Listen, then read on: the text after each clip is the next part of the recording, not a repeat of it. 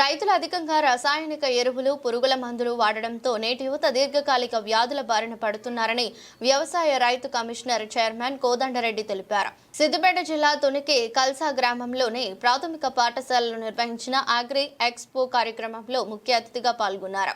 ఈ సందర్భంగా మీడియాతో మాట్లాడుతూ పరిపాలకుల నిర్లక్ష్యం వలన వ్యవసాయ రంగం బాగా నష్టపోయిందని, రైతుల హక్కులు హరించబడ్డాయని తెలిపారు. చాలా కృతనిశ్చయంతో కష్టపడి ఈ తరానికి వ్యవసాయ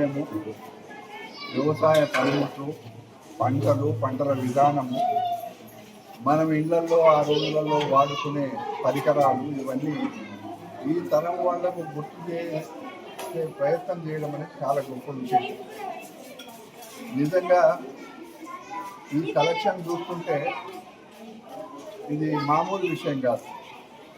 దీన్ని ఇక్కడే కాదు, ప్రతి జిల్లాలో ఈ తరం వాళ్ళకి తెలియాలి. మనమంతా కూడా వ్యవసాయ కుటుంబాల నుంచి వచ్చిన వాళ్ళు, గ్రామీణ ప్రాంతాలలో ఉండేవాళ్ళం. వ్యవసాయం దాదాపుగా కొన్ని పరిస్థితుల వల్ల, కొంతమంది పరిపాలకుల నిర్లక్ష్యం వల్ల బాగా నష్టపోయింది వ్యవసాయం. వాళ్ళ హక్కులు హరించబడ్డాయి. భూమి హక్కు హరించబడ్డది, విత్తన హక్కు హరించబడ్డది. ఈరోజు రైతు ఒకప్పుడు నాకు తెలిసి ఏ ఇంట్లో వాళ్ళు విత్తనాలు, కూరగాయల విత్తనాలు కానీ, లేకపోతే మన ఆయిల్ సీడ్స్ కానీ, పప్పు దినుసులు కానీ, ప్రతి విత్తనం ప్రతి ఇంట్లో దాచుకునేవాళ్ళు. ఉడకసిర కార్తె రాగానే ఆ గురిగిల నుంచి తీసి, కుండలో నుంచి బయటికి తీసి ఎండబోసి మళ్ళీ ఆ విత్తనాన్ని భూమిలో అలుపుకునేవాడు. అట్లాంటి పరిస్థితి నుంచి మనం మారిపోయిన మనం అంతా. విత్తన కంపెనీలు అమ్మే విత్తనాలు మాత్రమే కొంటున్నాం. దాంట్లో ఎంత నాణ్యత ఉన్నది, దానివల్ల ఎంత మేలవుతుంది, ఎంత దిగుబడి వస్తుంది, దానివల్ల ఆ విత్తనాల వల్ల ఇతర పెస్టిసైడ్స్ ఉపయోగించుకోవాల్సిన అవసరం వస్తుంది. కాబట్టి ఇవన్నీ కూడా వ్యవసాయ విధానాలలో, గ్రామీణ ప్రాంతాలలో ప్రభుత్వం చేస్తున్న దానికి తోడుగా ఈరోజు నిజంగా వీళ్ళు చేసిన ఇక్కడ పులిరాజు, హెడ్ మాస్టర్ గారు, మహిళలు, ఈ గ్రామస్తులు, ఇక్కడేమిటి అందరూ సమిష్టిగా ఈ గ్రామంలో ఇదివరకే ప్రజాప్రతినిధిగా ఉన్న పెద్దలందరూ కూడా పేరున నేను అందరినీ చెప్పడం కష్టమవుతుంది. అందరూ సమైక్యంగా ఈ కార్యక్రమం చేసింది.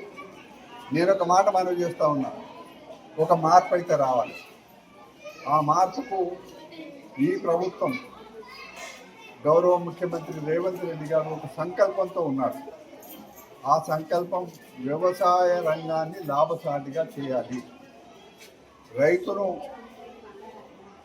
పైన ఆ స్థాయికి పెంచాలి అనేది ఒక లక్ష్యంగా విత్తనము, భూమి, మార్కెట్ వ్యవస్థ, సరి అయిన ధర, మినిమం సపోర్ట్ ప్రైసు, ఇవన్నీ కూడా ప్రభుత్వం ఏర్పాటు చేయాలి. అన్నిటికంటే ముఖ్యంగా ఇప్పుడు ఇందాక చర్చ జరుగుతున్నప్పుడు రసాయనిక ఎరువుల విషయం ప్రస్తావనకు వచ్చింది.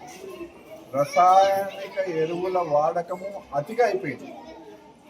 మనకు తెలియకుండానే మనం లైన్లో నిలబడి దాని గురించి, యూరియా గురించి పోరాటం చేస్తున్నాం.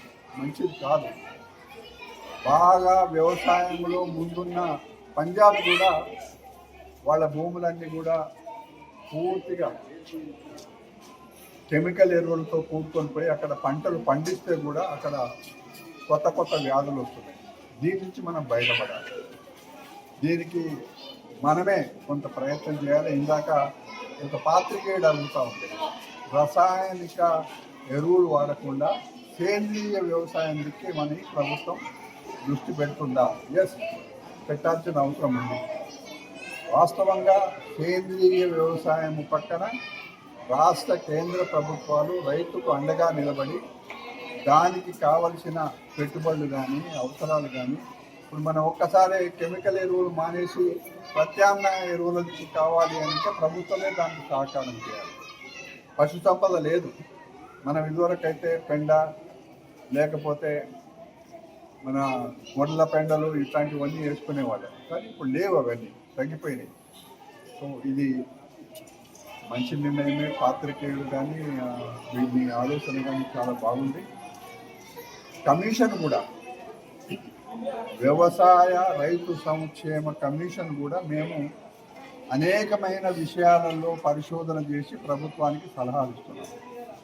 ఉదాహరణ